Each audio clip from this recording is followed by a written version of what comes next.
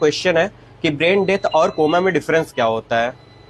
Coma versus brain death. Yes sir. तो इसका मतलब क्या है कि जैसे आप बोल चाल सकते हैं तो आप कॉन्शियस और ओरिएंटेड हैं, आपकी चैतन्यता का स्तर बहुत अच्छा है, पर अगर मान लीजिए आप बिस्तर पे लेटे हो तो मैं कैसे समझूंगा कि आप तीन स्थिति में हो सकते हैं। पहला, मजे से सो रहे हो सकते हैं, स्लीप। दूसरी चीज ये है कि बेहोशी की हालत में हो सकते हैं। यस।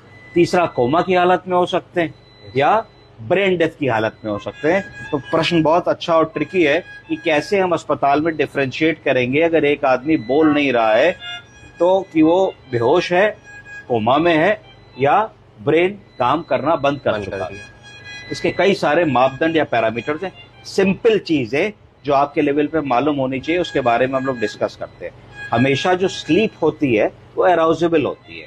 अगर मिश्रा जी सो रहे हैं, हम लोग भैया मिश्रा जी उठो उठो, तो मिश्रा जी उठ के खड़े हो जाएंगे। इसका मतलब है कि मिश्रा जी ना तो कोमा में थे और ना ही ब्रेन की समस्या में थे, क्योंकि मिश्रा जी अराउजेबल थे।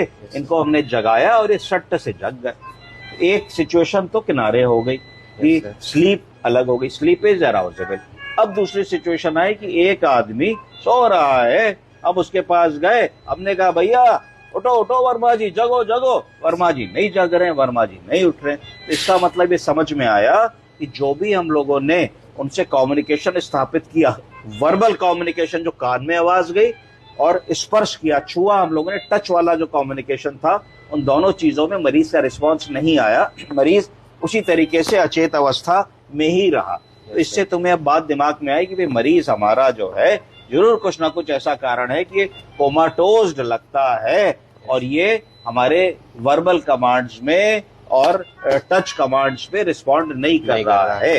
फिर अब आपने थोड़ी सी उसकी फाइल पढ़नी पड़ेगी, न्यूरोलॉजी का केस है, क्या है, उसका जीसीएस हुआ है कि नहीं, ग्लासगो कोमा स्केल में उसका कितना नंबर आ रहा है, कोई हेड इंजरी की बात तो नहीं हुई है, कोई न्यूरोलॉजिस्ट का इलाज तो नहीं चल रहा है, इत्यादि इत्यादि करना पड़ेगा।